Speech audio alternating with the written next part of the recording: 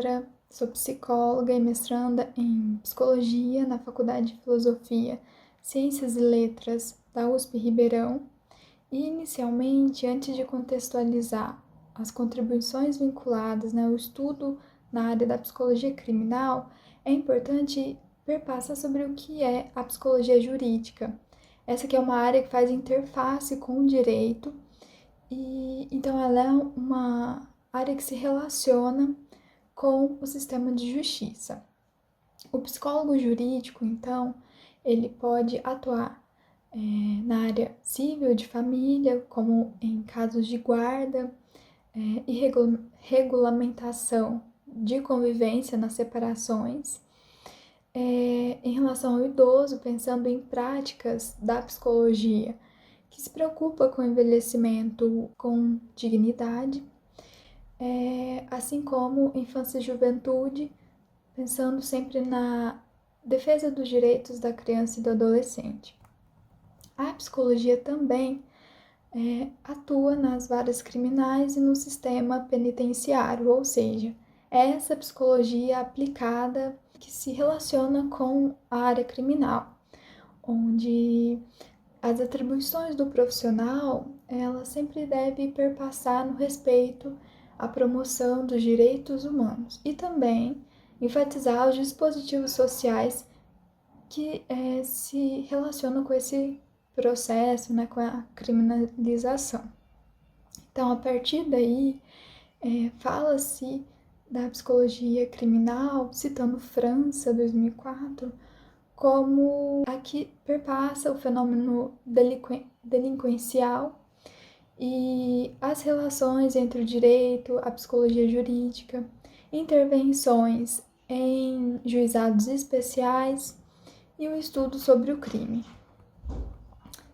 Então, entende-se, né, que a criminalidade é um fenômeno complexo e multifacetado. A criminologia do desenvolvimento, então, ela mantém que os fatores relevantes em cada caso variam com as pessoas, com a etapa da vida dessas pessoas e com as diferenças individuais. Ela propõe, então, um estudo das trajetórias criminais que considera a etapa da vida na qual o infrator está passando, o momento que se inicia nessas condutas delitivas, os padrões de agravamento ou de desistência, entre outras coisas, né? E quando se fala sobre o desenvolvimento, tenta-se entender quais são os fatores que estão presentes nesse entendimento do processo, ou seja, como já dito, né, o início no crime, no delito. Outra coisa importante que é os fatores, o papel dos fatores de risco e de proteção na explicação dos crimes. Além disso, buscar entender as estratégias preventivas que neutralizam esses fatores de risco, né? E alguns autores também, eles pensam nessa estrutura do curso de vida para falar sobre o crime. Então, examina-se os pontos de desvio na trajetória e no processo de desistência do crime.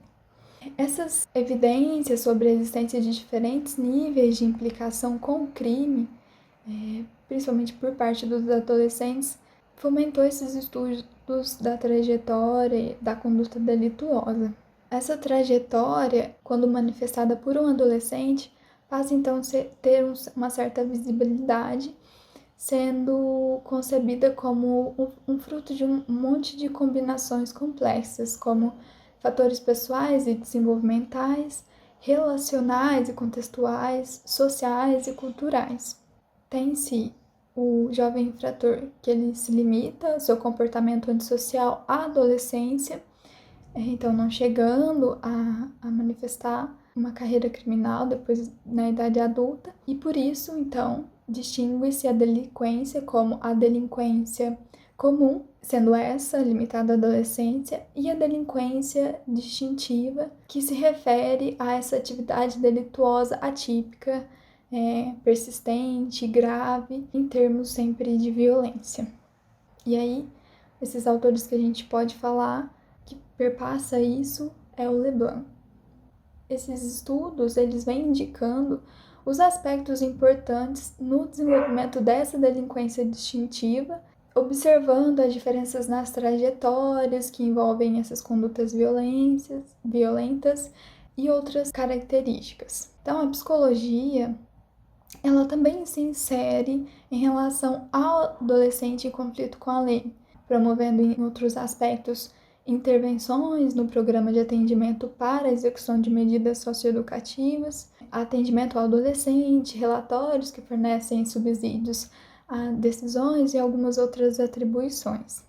A disciplina Psicologia Criminal, né, ela é dividida em Psicologia Criminal 1 e Criminal 2, onde possibilita que o aluno compreenda o que é crime, o que é criminalidade, parte da parte histórica, como era compreendido antes o fenômeno criminal e como ele é compreendido nos dias atuais, assim como entender esse fator da delinquência juvenil, o desenvolvimento dessa conduta delituosa, as intervenções que já existem, as complexidades também e a relação entre esse conhecimento psicológico e o conhecimento criminológico, que vai dar algum subsídio na atuação.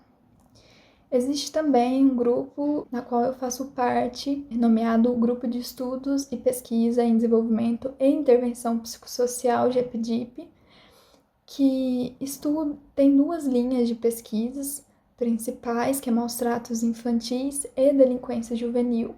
Essa última, os estudos permeiam as tendências estatísticas do fenômeno, a caracterização, a compreensão, identificação dos fatores de risco e de proteção associados ao desenvolvimento da conduta delituosa e os mecanismos de produção.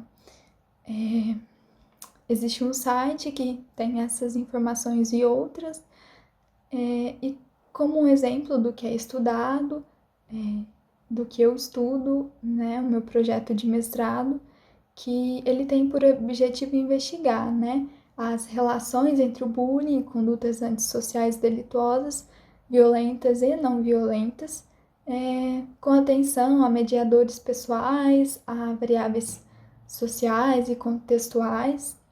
E então, com isso, a gente entende, né, que os conhecimentos da psicologia podem servir, né, pode estar a serviço de uma melhor compreensão desses fenômenos que acontecem. É isso. Obrigada.